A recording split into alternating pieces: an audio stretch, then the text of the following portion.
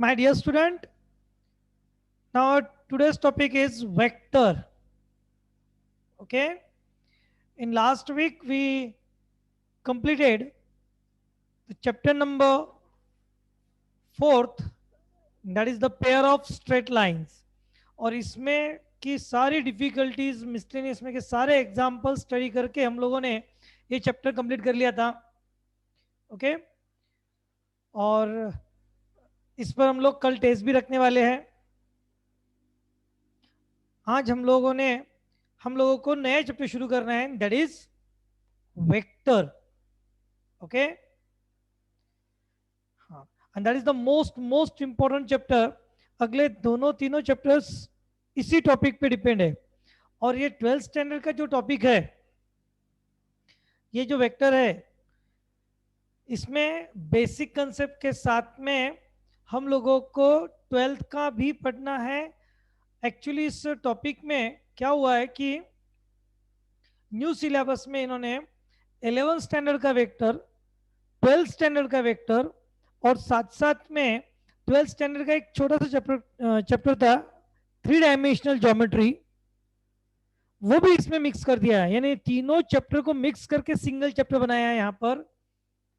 And that is the vector, chapter number 5. Understand? तो वो हम लोगों को भी डिस्कस करना है, स्टडी करना है. So let's start. Vector. So basic of vectors, you know about the physical quantities. बहुत सारी फिजिकल क्वांटिटीज होती है. Example mass, volume, temperature, velocity, acceleration, displacement, ऐसी सारी फिजिकल क्वांटिटीज है which are divided into two part. One is the scalar, other is a vector.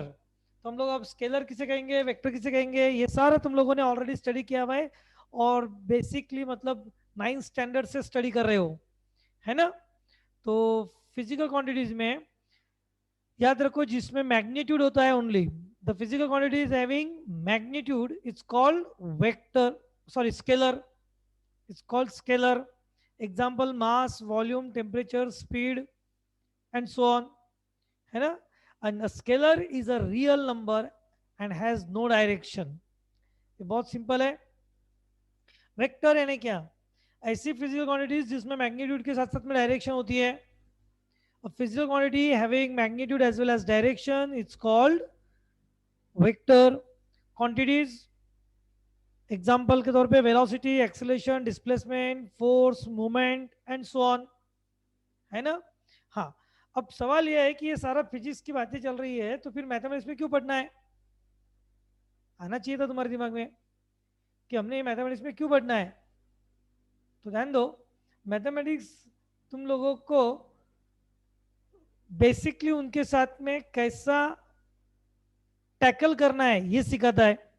और इतना ही नहीं, ये वेक्टर से हम लोग मैथमेटिक्स के जो टर्म्स है वो कोरिलेट कर सकते हैं. और वेक्टर की हेल्प से हम लोग हमारे ज्योमेट्री के थ्योरम्स, ज्योमेट्रिकल बहुत सारी बातें प्रूव कर सकते हैं.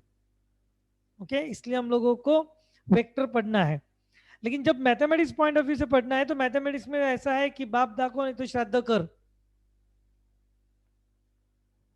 क्या सुना? बाप दाखो नहीं तो श्राद्ध कर. यानी जो है वो है, जो नहीं है वो नहीं है. तो हमको विजुअलाइजेशन होना और फैक्ट चाहिए. तो फिर अगर मुझे ये हवा में बातें नहीं चाहिए कि ये मास होता है, ये वॉल्यूम होता है, ये वेलोसिटी होता है, ये एक्सेलरेशन होता है, इसके हमको रिप्रेजेंटेशन चाहिए. और रिप्रेजेंटेशन के लिए हम लोगों को वेक्टर को रिप्रेजेंटेशन कर देना पड़ेगा. तो वेक्टर का रिप्रेजेंटेशन क्या है? तो simple directed line segment. Directed line segment, मैं इसको और सिंपल लैंग्वेज में बोलूंगा कि लाइन पर का ऐसा टुकड़ा जिसको है मुखड़ा.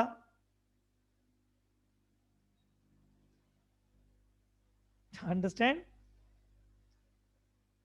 सिंपल. ये लाइन है, गॉट इट. ये होगी लाइन. और इस लाइन पर का ऐसा टुकड़ा ए,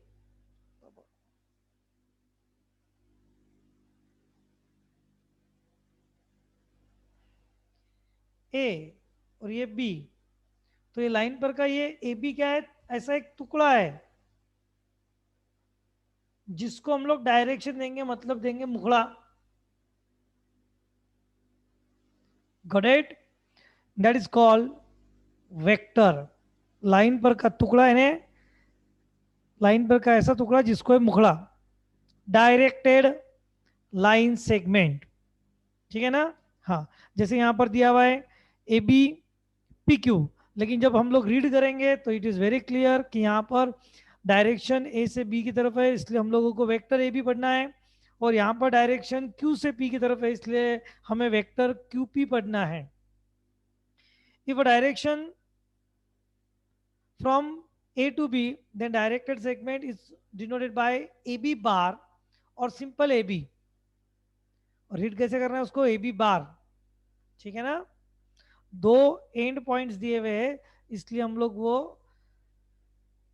2 पॉइंट्स में ही उसको रिप्रेजेंट करेंगे। एक तो बार से डिनोट करो या फिर सेगमेंट से भी डिनोट करते चलता, कोई फर्क नहीं गिरता उसको। और रीड करते वक्त क्या करेंगे? AB bar. In this case, A is called initial point and B is called terminal point.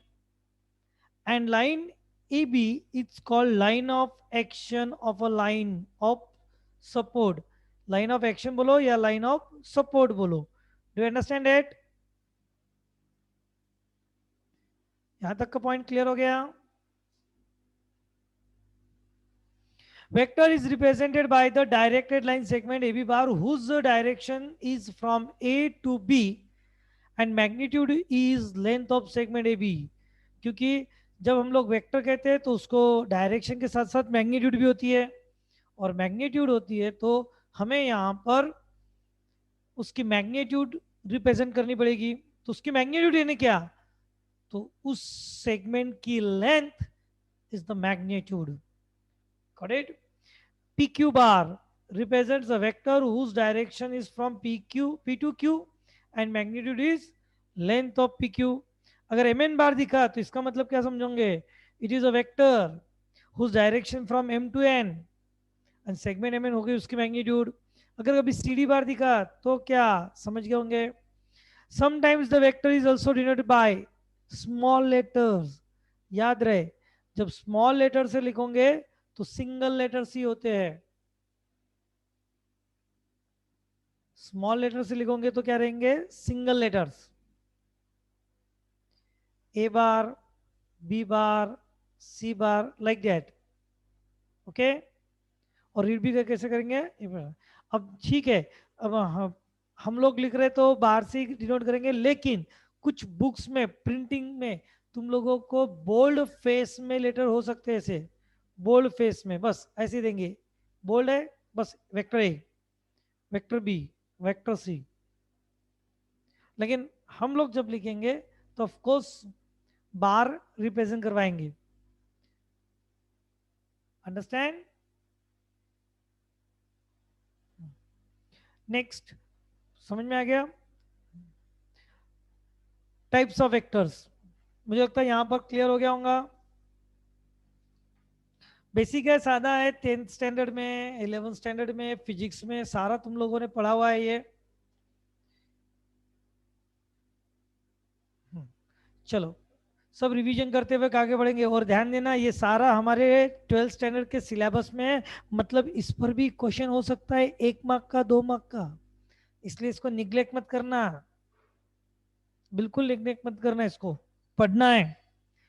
Null vector और zero vector, null vector, zero vector, types of vector शुरू हो गया अभी। तो नल वेक्टर किसको कहेंगे? Vector whose magnitude zero, it's called null vector. Null word पे ही ध्यान में आ गया होगा, जिसकी magnitude zero, called as null vector.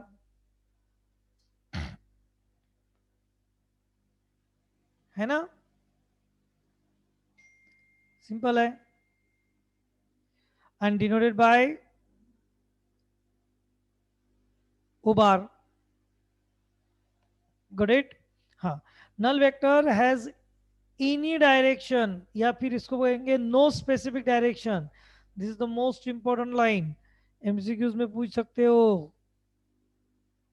कि the null direction has any direction और no specific direction. Okay, depend ही नहीं रहती है. इसकी मैग्नीट्यूड कितनी है? 0. जब हम लोग कहेंगे A B bar equal to 0 bar, इसका मतलब A and B are coincide each other. याद रहे. इसीलिए हम लोग, अगर कभी तुमको ऐसा दिखा ए ए वेक्टर, तो समझ जाना ए पॉइंट से ए पॉइंट तक मतलब 0 वेक्टर. बी बी वेक्टर मतलब बी से बी पॉइंट तक it is 0 vector. Of course इसकी मैग्नीट्यूड क्या रहेंगी? 0. ठीक है ना. Next, magnitude is denoted by magnitude of vector.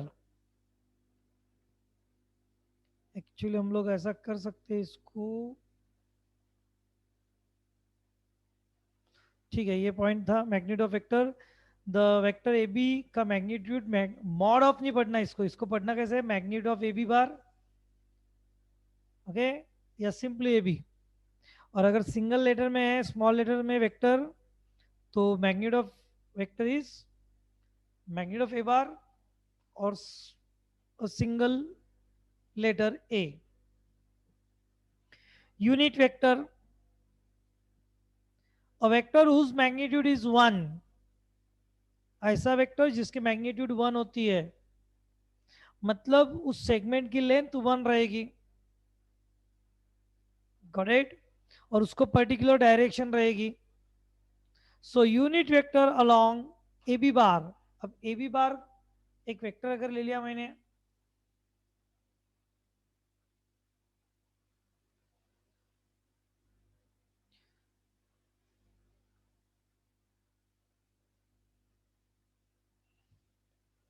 Suppose एक वेक्टर लिया ए बी बार, तो ऑफकोर्स इसकी लेंथ 1 तो नहीं है, लेकिन इसके अलोंग मुझे 1 यूनिट वाला वेक्टर चाहिए. इसके अलोंग 1 यूनिट वाला वेक्टर होना, 1 यूनिट. तो अब ये जो वेक्टर हो गया, that is the unit vector along A B bar. अलोंग मतलब पैरेलल ए बी. हाँ, ए बी से पैरेलल. तो वो कैसे निकालना? तो इट्स वेरी सिंपल डेफिनेशन. और वो डेफिनेशन ये है, the vector A B bar upon its magnitude, vector upon its magnitude, and it is denoted by A B cap. इसको पढ़ना कैसे? A B cap. यानी ये फॉर्मूला अच्छे से दिमाग में बैठा लो. और दिमाग में बैठाने के बाद में हम इसको ऐसा लिख सकते हैं, यूनिट वेक्टर, यूनिट वेक्टर चाहिए तो क्या करना? Given vector upon its magnitude.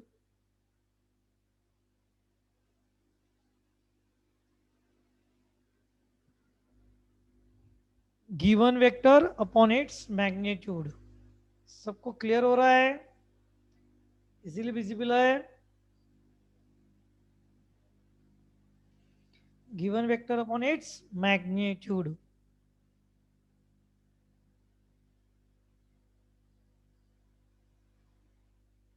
समझ रहे हो ना?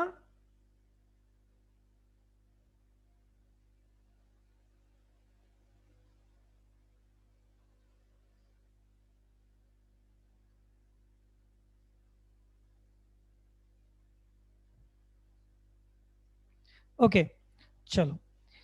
हाँ, आगे बढ़ते हैं अब. नेक्स्ट, इसी में देखो, अगर समझ लो हमारे पास एक ए बार वेक्टर है, एक सिंगल वेक्टर लिया, अनडिनोटेड बाय ए बार कर दिया उसको.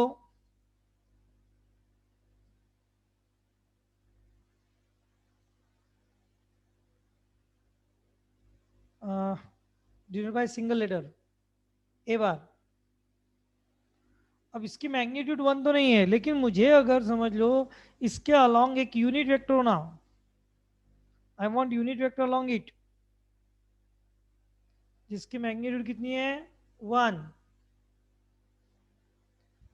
तो उसको हम लोग डिनोट क्या करेंगे, ए कैप। कैसे करेंगे, A cap. A B bar के अलॉन्ग अगर रहा तो A B bar cap, single letter है ए बार तो ए बार कैप। और ए बार कैप का फॉर्मूला क्या रहेगा फिर, यूनिट वेक्टर का formula, that given vector and upon its magnitude।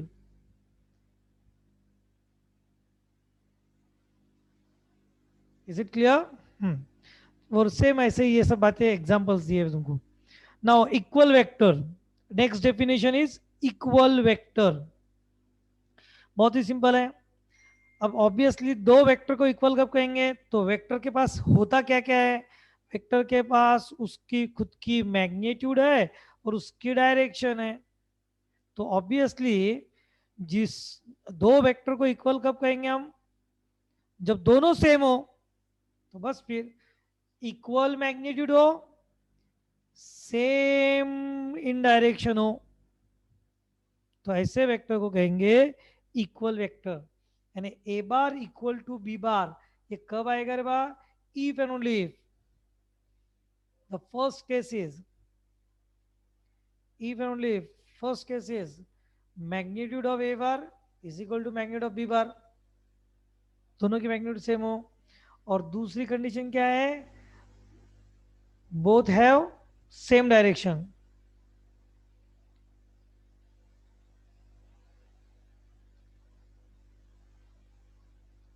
Same direction. बोलो क्लियर हो गया? Next negative vector. किसी भी वेक्टर का निगेटिव वेक्टर क्या रहेगा, तो ऑब्वियसली अगेन मैं बोलूंगा वेक्टर के पास क्या क्या है, मैग्नीट्यूड है, डायरेक्शन है। मैग्नीट्यूड निगेटिव होंगी मतलब ऑब्वियसली निगेटिव नहीं रहती मैग्नीट्यूड, तो ये तो कट गया। किसी भी वेक्टर की मैग्नीट्यूड निगेटिव नहीं रहती क्योंकि वो लेंथ है। तो जो कुछ होगा वो क्या होगा, डायरेक्शन पे डिपेंड। तो बस फिर जिसकी अपोजिट इन डायरेक्शन हो और इक्वल इन मैग्नीट्यूड हो, कॉल्ड एज अपोजिट वेक्टर या निगेटिव वेक्टर। साथ साथ में इसी में डेफिनेशन ऐड कर दो, अपोजिट वेक्टर, करेक्ट, या इसी को कहेंगे हम लोग निगेटिव वेक्टर। तो same magnitude but opposite in direction called as negative vector. मुझे नहीं लगता है तुमको बहुत कुछ इस पे समझाने की जरूरत है। ये समझ लो एक वेक्टर है, वेक्टर में ऐसा भी डिनोट कर सकते हो तुम लोग, इट्स ए बी, करेक्ट। तो बिल्कुल उतने ही मैग्नीट्यूड का और वही डायरेक्शन में, अपोजिट डायरेक्शन में, उतने ही मैग्नीट्यूड का अपोजिट डायरेक्शन में जो वेक्टर रहेगा कॉल्ड एज, सॉरी इधर बी ए, बी ए। तो ये हो गया ए बी बार, तो इसे कहेंगे हम लोग बी ए बार। और देखो दोनों की डायरेक्शन अपोजिट है, मैग्नीट्यूड सेम है, क्लियर। इसीलिए हम लोग कह सकते हैं A B bar is equal to minus B A bar, या minus B A bar is equal to A B bar. Next collinear vector. Collinear vector obviously collinear यानी simply एक लाइन में रहने वाले, स्पेलिंग मिस्टेक है clear कर लेना, collinear vector.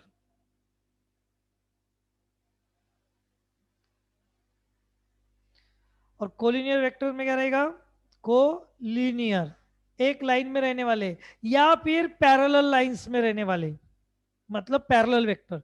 तो इसी के लिए इसको और एक वर्ड दिया जा सकता है हम लोग, पैरेलल वेक्टर।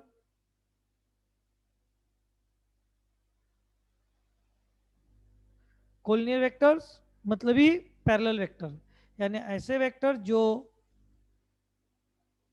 एक ही लाइन में रहेंगे।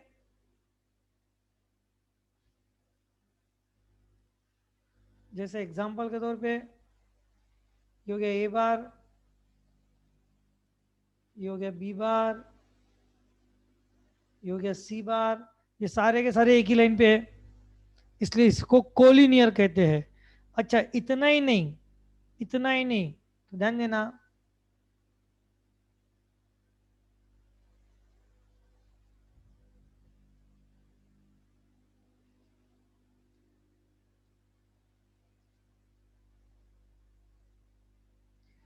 All these are the collinear, क्योंकि ये पैरेलल भी है, तो जो पैरेलल है वो कोलिनियर है। ऐसा क्यों? तो देखो इसके पीछे का रीजन क्या है, जो पैरेलल है हम उसको मूव करके उसके लाइन में ला सकते हैं, ये आगे उसके लाइन में, इसलिए कोलिनियर। जो लाइन में है उसको वहां से मूव करके हम लोग उससे पैरेलल बना सकते हैं। ये लो मैंने बना दिया पैरेलल, दिख रहा, बन गया ना? ये देखो मैं इसके पैरेलल बना लिया और वो लाइन में भी आ गया, इसलिए कोलिनियर यानी ही पैरेलल, और पैरेलल यानी ही कोलिनियर, याद रहे। और जो कोलिनियर नहीं है, not collinear, non collinear vectors, मतलब जो पैरेलल नहीं है वो कोलिनियर भी नहीं है, जो एक लाइन में नहीं है वो कोलिनियर भी नहीं है, याद रहे। Got it? समझ गए हो? ओके, कोप्लेनर, नेक्स्ट पॉइंट है कोप्लेनर वेक्टर्स। अबे कोप्लेनर क्या चीज है? कोप्लेनर क्या चीज है? तो एक प्लेन में रहने वाले को प्लेनर, मतलब को यानी कॉमन, प्लेन, प्लेन में रहने वाले। Got it? A set of vectors which lie in a same plane और along the parallel planes, ध्यान देना, और along the parallel planes। अब ये all along the parallel planes का मतलब, इसका मतलब जो पैरेलल प्लेन में रहते हैं वो, जैसे एग्जांपल के तौर पे देखो, यहां पर एक प्लेन है, इसका नाम है अल्फा, और देखो ए बार, बी बार, सी बार, डी बार, ये चारों वेक्टर अल्फा प्लेन पे है। करेक्ट? एक बीटा प्लेन है, इस पे भी ये तीन वेक्टर दिया, ए बार, सी बार, डी बार, ये बीटा प्लेन पे दे दिया। अंडरस्टैंड? ओके। और हम लोग बोलेंगे कि यहाँ पर के ए बी सी डी चारों के चारों अल्फा प्लेन पे है, को प्लेनर है, ये तीनों भी को प्लेनर है, एक ही प्लेन पे है। लेकिन लेकिन अब अगर समझ लो, एक एग्जांपल के तौर पे बता रहा हूँ, जिस भी हॉल में तुम बैठे होंगे, रूम में तुम बैठे होंगे, तुम्हारे सामने जो वॉल है उस वॉल पे दो तीन वेक्टर्स बना लो, और तुम्हारे पीछे की वॉल ऑब्वियसली पैरेलल होंगी, है ना? कंडीशन अप्लाई, किसी के नहीं होंगी तो पता नहीं, लेकिन जनरली होता है 99% केसेस में तो ऐसे होंगे ना, सामने की वॉल जो है उससे बैक साइड की जो वॉल रहेगी वो भी पैरेलल रहेगी, उस पे दो तीन वेक्टर बना लो। तो जो फ्रंट वॉल पे जो वेक्टर्स है और जो बैक वॉल पे वेक्टर्स है, ये भी वेक्टर्स हम लोग को प्लेनर कहलाएंगे। बिकॉज अगर समझ लो फ्रंट वॉल पे ए बार, बी बार, सी बार तीन वेक्टर है, बैक वॉल पे पी क्यू आर ये तीन वेक्टर है, तो हम लोग कहेंगे A bar, B bar, C bar, P bar, Q bar, R coplanar. बात समझ में आई क्या? थोड़ी देर के लिए इसको मैं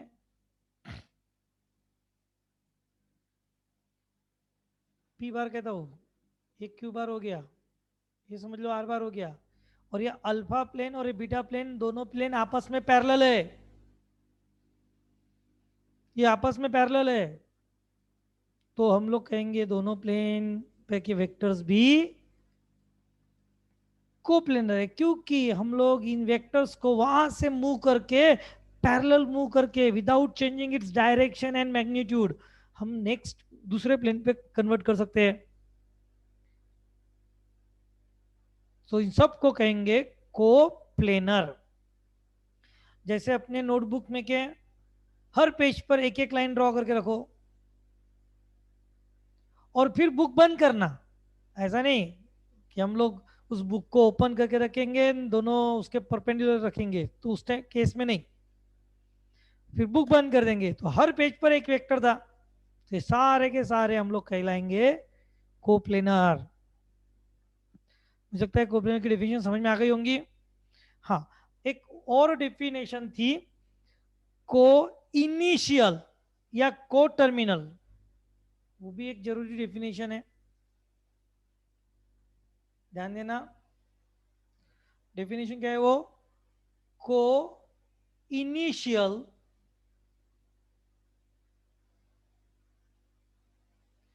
या इसी को कहते हैं को टर्मिनल वेक्टर्स। ओके, हाँ, अब को इनिशियल या को टर्मिनल वेक्टर्स यानी क्या, तो यहां पर वही बात, ऑब्वियसली जिनके सब के initial points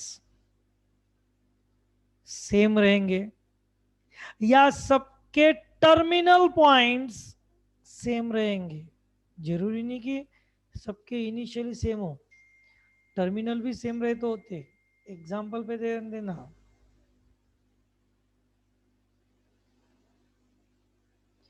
A bar, B bar, C bar, got it, ये को इनिशियल। तो यहां पर ध्यान दो,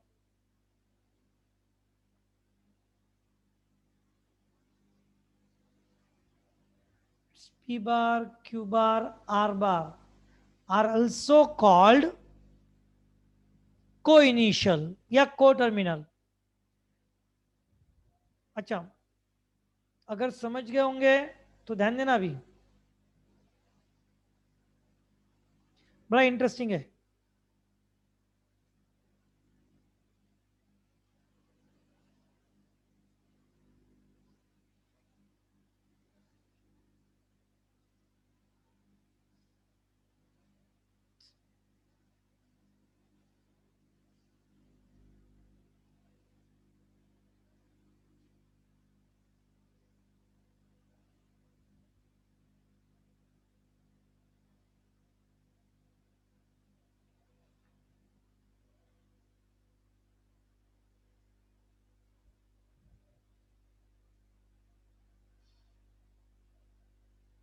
नहीं हो रहा, ठीक है, हटाओ।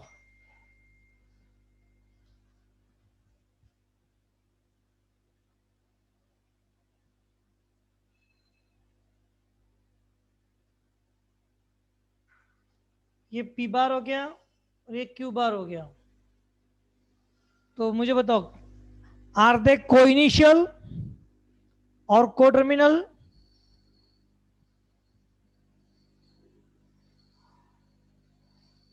आर दे को इनिशियल और को टर्मिनल? सोच के बताओ भाई।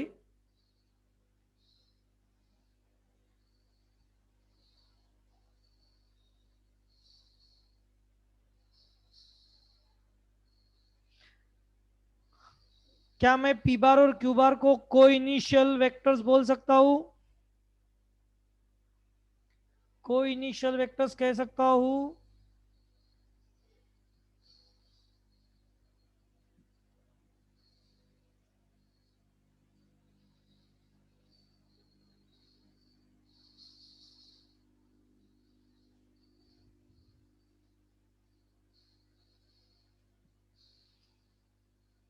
तो सुनो, इसका आंसर है एस। हाँ, बोथ आर को इनिशियल। कैसे, देखो,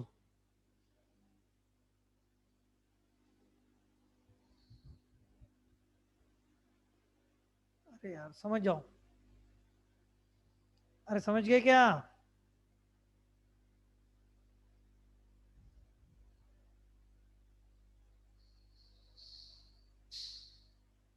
क्लियर हुआ क्या?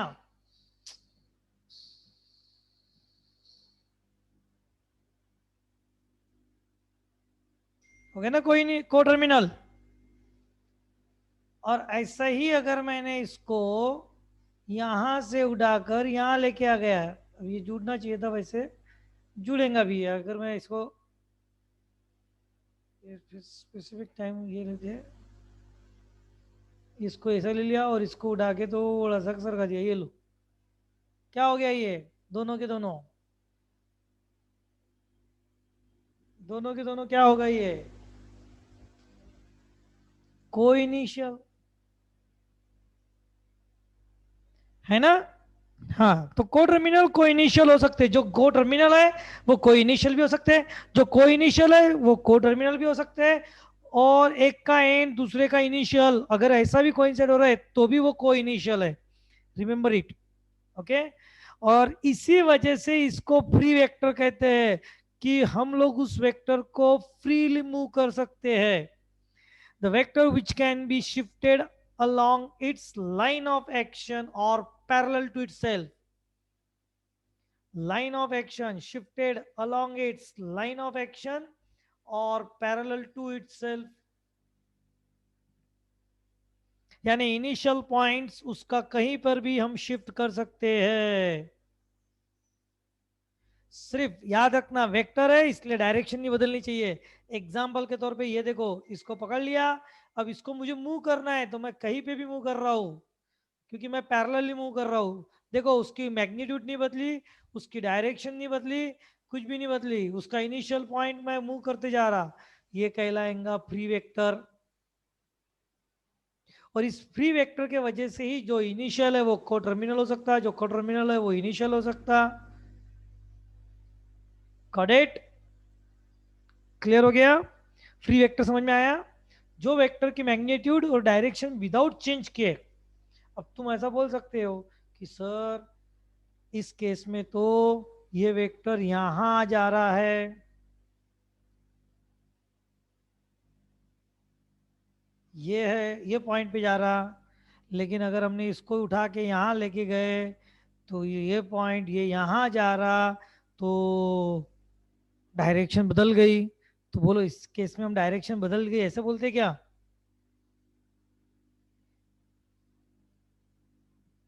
ऐसा बोलते क्या,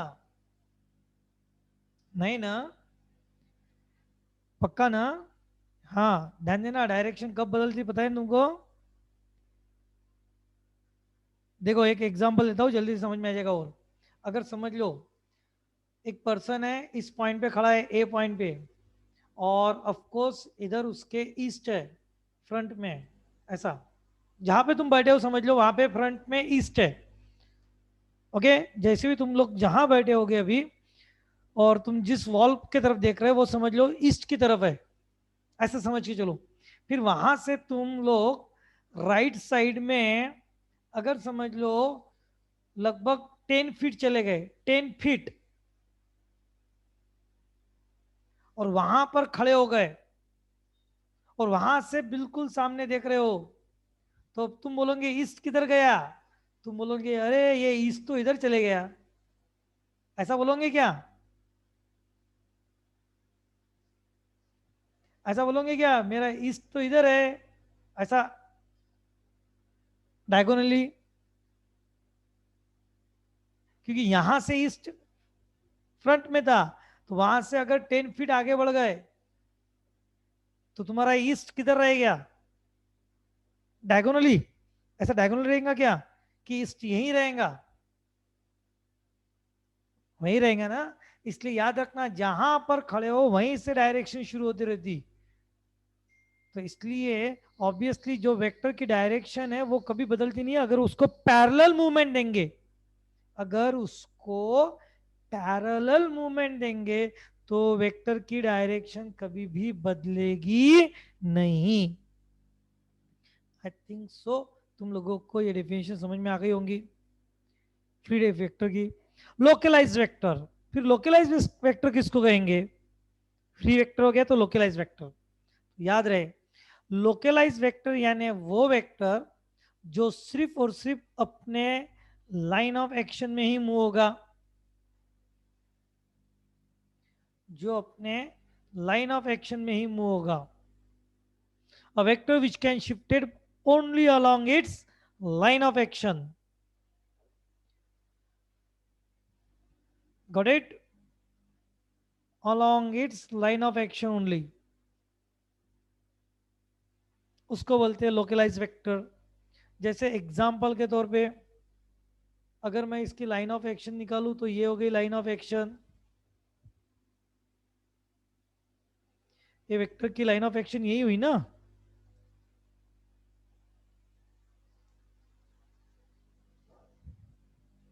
है ना।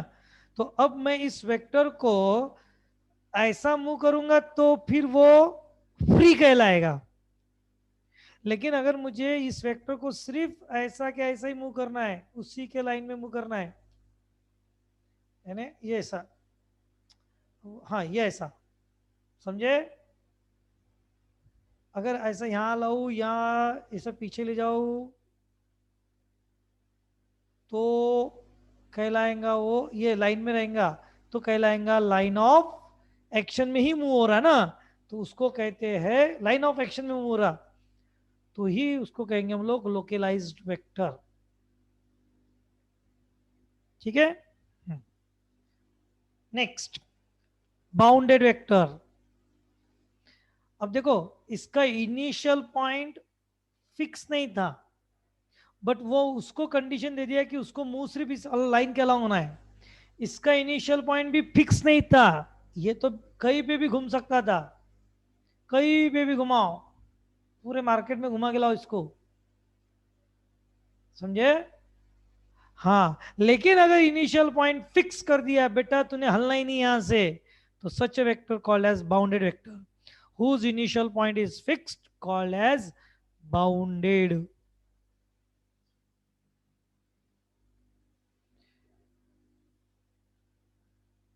मुझे लगता है ये ध्यान में आ गया होगा। अंडरस्टैंड, यहां तक क्लियर हो गया।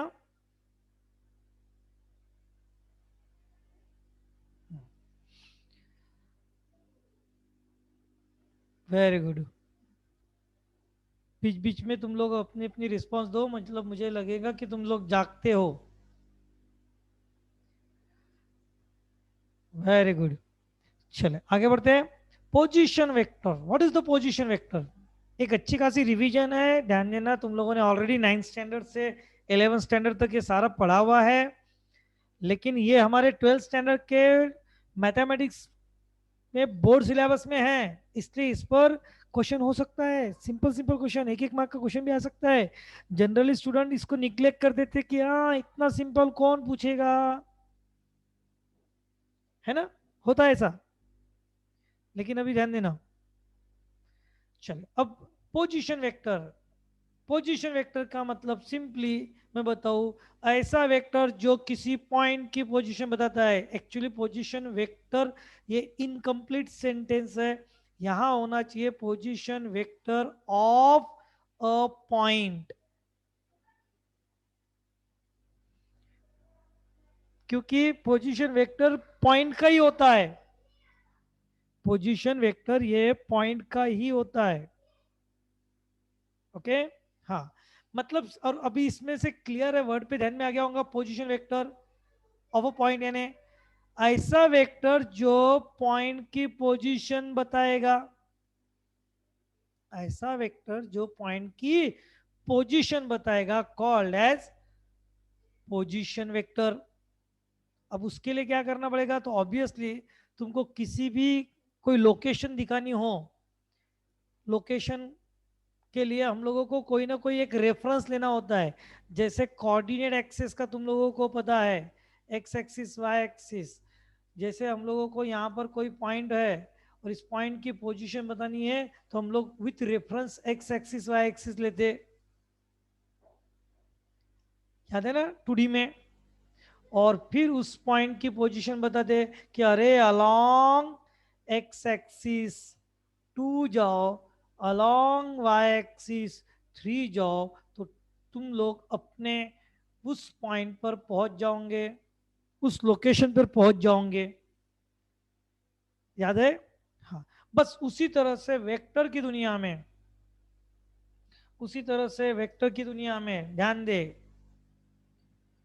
हमें एक रेफरेंस पॉइंट चाहिए और जनरली उसी पॉइंट में से हम लोग ड्रॉ करेंगे आगे जाकर एक्स वाई और जेड एक्सिस। एक रेफरेंस पॉइंट रहेगा समझ लो ओ, और एक पॉइंट समझ लो ये जो है पी, और मुझे position vector of point P बनाना है।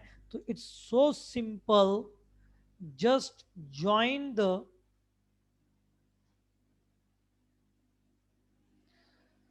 ओपी।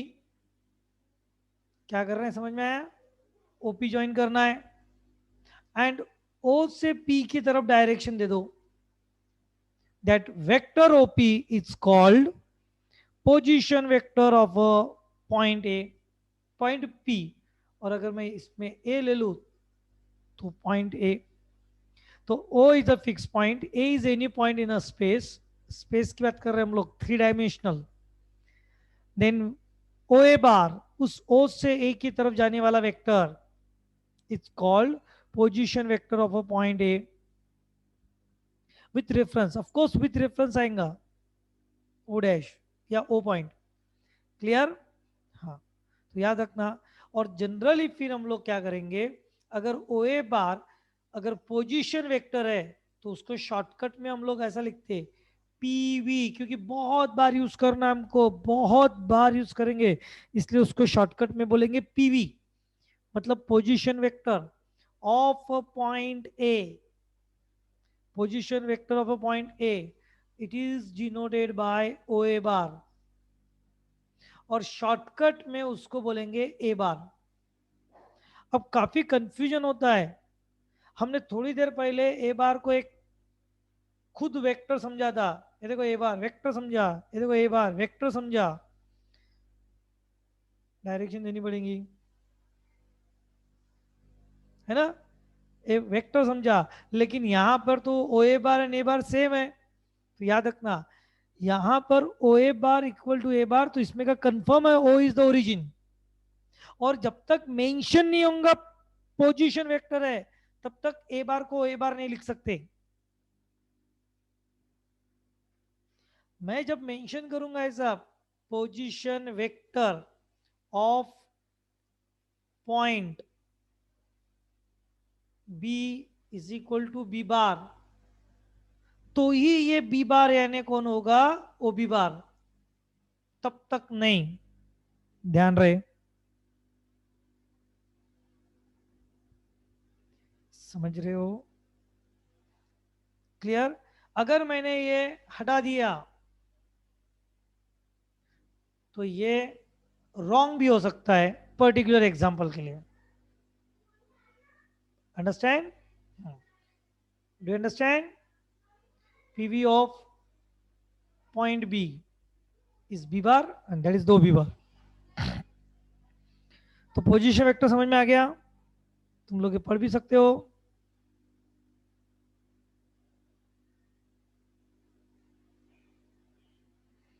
और पोजीशन वेक्टर जो कि बहुत इंपॉर्टेंट है, दो पॉइंट के लिए बहुत इंटरेस्टिंग है, कि अगर समझ लो एक सेगमेंट है या एक वेक्टर है बोलेंगे A B,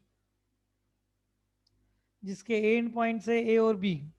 now this is the vector A B bar, और कहीं तो भी पॉइंट फिक्स पॉइंट हमारा ओ है, तो ये ओ ए बार कहलाएगा ए बार, और ये ओ बी बार कहलाएगा बी बार। मतलब याद रखना, O A bar is equal to A bar and O B bar is equal to B bar. Position vectors A bar and B bar are the PVs. तो obviously यहां पर triangle law लगाओ, जो कि आगे आके पढ़ने ही वाले हम लोग। It's O A bar plus A B bar is equal to O B bar. Triangle law याद है ना? तो A B bar is equal to कितना, O B bar minus O A bar, and therefore A B bar is equal to क्या, तो O B bar यानी B bar minus A bar.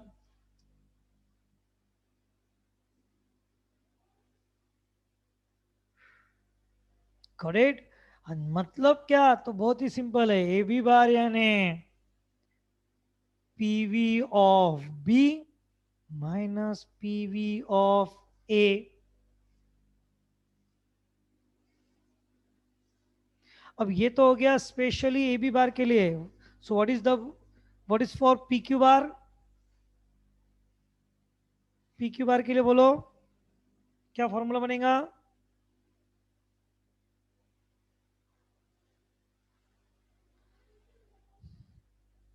P Q bar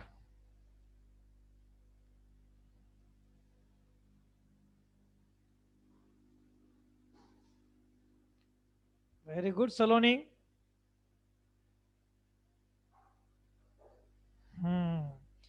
P Q bar बनाना है तो PV of Q minus PV of P, ऐसे ही ना? बिल्कुल सही है। यानी इन शॉर्ट ऐसा हुआ ना। हाँ अच्छा, तुमको पता है ना क्यू यानी कौन? Terminal point. अच्छा एक मिनट और भी चीज याद रख लो। जब हम लोग ए बी वेक्टर बोलते हैं तो ए को बोलते हैं टेल ऑफ द वेक्टर और बी को कहते हैं हेड ऑफ द वेक्टर। पता है ना तुमको?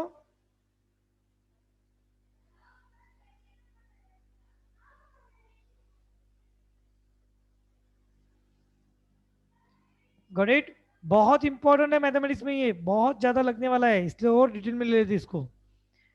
तो A is called tail, B is called head. P Q bar में Q is called head, P is here tail. तो सिंपल है, एनी वेक्टर यानी तो सीधा है PV of head minus PV of tell.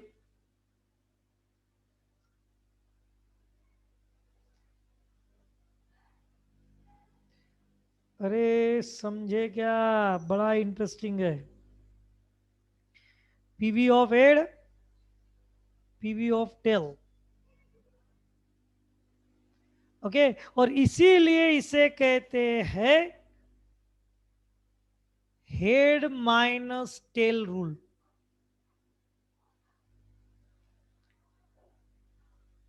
इसीलिए इसको क्या कहते हैं? Head minus tail rule. This rule is known as head minus tail rule. Okay, लेकिन अब मैं इसको सिंपल बोलूंगा। कोई भी एक वेक्टर अगर है हमारे पास, समझ लो थोड़ी देर के लिए ई और एफ है, तो हम लोग इधर का बोले तो किसको वो समझेंगे और उधर का बोले तो किसको समझेंगे? बोलो। इधर का बोले तो कौन सा पॉइंट और उधर का बोले तो कौन सा पॉइंट? इधर का कौन सा पॉइंट होता है? इधर का ऑफ कोर्स। इधर का बोले तो हेड। अबे इधर का बोले तो ई ना।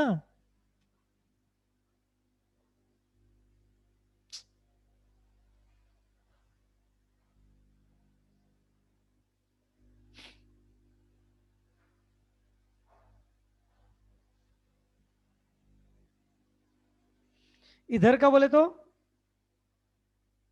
ऑलवेज टेल मतलब ई, और उधर का बोले तो हेड मतलब एफ।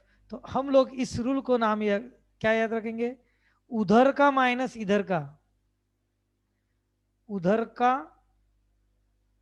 माइनस इधर का। अब ये उधर का माइनस इधर का क्या चीज है तो तुमको ध्यान में आ जाएगा बाद में। क्योंकि जिस तरह से हम लोग अभी वेक्टर के बारे में बात कर रहे हैं, पोजीशन वेक्टर के बारे में बात कर रहे हैं, ऐसा ही आगे जाकर हम लोग कोऑर्डिनेट के लिए भी बात करने वाले हैं। कोऑर्डिनेट, इसलिए उधर का माइनस इधर का याद रखना, उधर का माइनस इधर का। इधर का उधर मत करना, याद रखना है इधर का उधर मत करना, अपने पास का उधर मत फेंकना, उधर का इधर करना। क्लियर हुआ क्या? तो हेड माइनस टेल रूल मतलब उधर का माइनस इधर का। तो उधर का पीवी माइनस इधर का पीवी, उधर के कोऑर्डिनेट माइनस इधर के coordinate. This is the about position vector. तो बोलो पोजीशन वेक्टर क्लियर हो गया? Come on.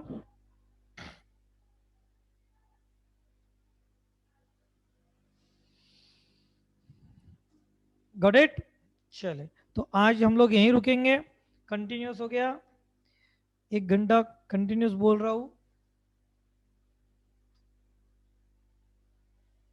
कल हम लोग इसके आगे बढ़ेंगे और अलजेब्रा ऑफ वेक्टर स्टडी करेंगे।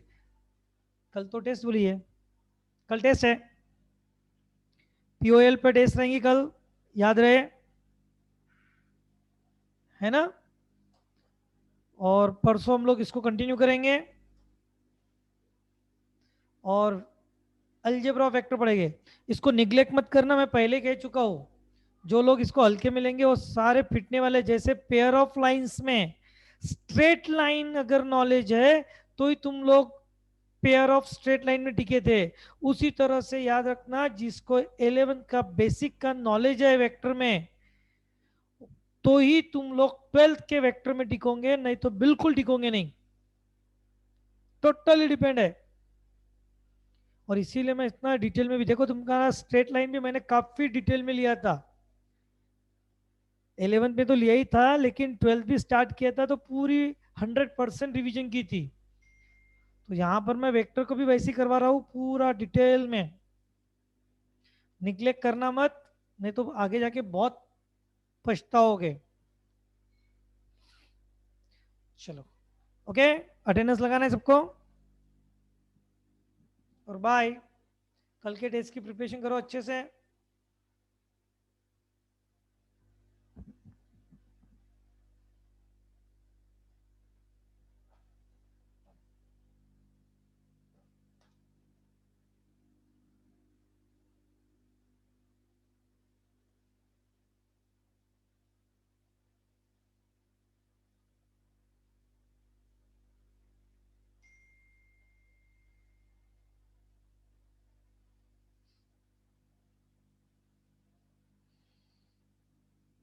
ओके, ये पीडीएफ होना तुम लोगों को?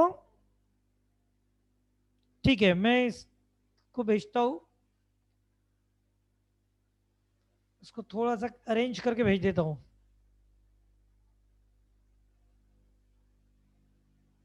चलेगा।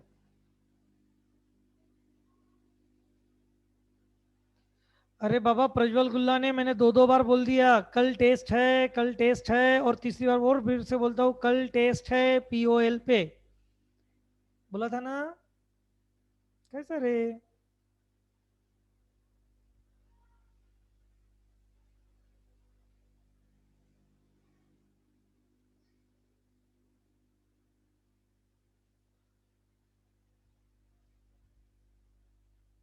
तुम लोगों को एज इट इज नोट्स चाहिए कि ये नहीं मिल सकती बेटा, क्योंकि ये यहाँ पर जो राइट किया हुआ है वो नहीं सेंड हो सकता। अथर्व बेटा,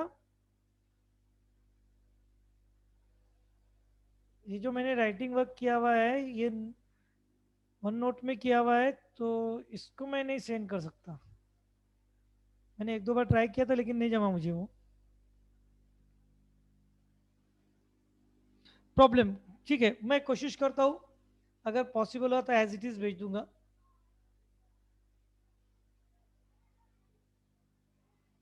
नहीं, मैंने कोशिश की थी कुशल, लेकिन हुआ नहीं वो।